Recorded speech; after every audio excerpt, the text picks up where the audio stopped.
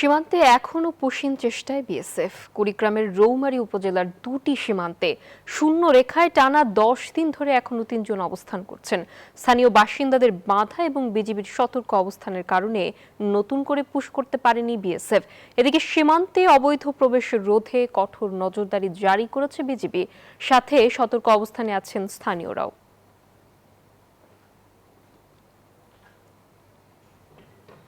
দর্শক, সীমান্ত পরিস্থিতির আরো খবর জানাতে কুড়িগ্রাম থেকে যুক্ত হচ্ছেন আমাদের সহকর্মী হুমায়ুন কবির সূর্য। সূর্য, আমাদেরকে জানাবেন আজকে সীমান্ত পরিস্থিতি কেমন দেখতে পাচ্ছেন আপনি?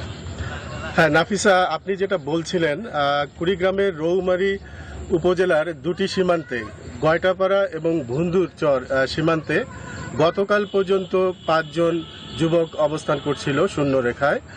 আমরা আজকে খোঁজ নিয়ে জানতে পেরেছি যে গয়টাপাড়ায় যে 2 জন যুবক ছিল তারা গতকাল রাতে কোনো এক সময় তারা সেখান থেকে সটকে পড়েছে। এখন শুধুমাত্র ভুন্দুরচর সীমান্তে 3 জন যুবক অবস্থান করছে। আপনি জানেন যে গত 14ই জুন কুড়িগ্রামের রৌমারী উপজেলার দুটি সীমান্তে নারী ও শিশুসহ 9 জনকে পুশিন করা হয় এবং বিজিবি ও স্থানীয় মানুষের বাধার মুখে সেই পুশিন ব্যর্থ হয়ে যায়।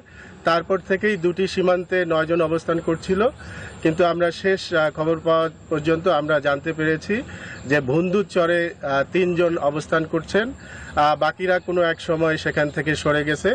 এই 3 জন ভুন্দুরচর সীমান্তে রয়েছে খোলা আকাশে এবং সামান্য পলিথিন দিয়েই তারা সেখানে দিন রাত কাটাচ্ছে এবং রোদ জলের মধ্যেই তারা সেখানে কষ্ট করে অবস্থান করছে।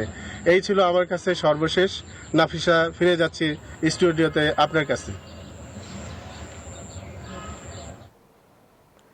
সূর্য, অসংখ্য ধন্যবাদ আপনাকে আমাদের সঙ্গে যুক্ত হওয়ার জন্য।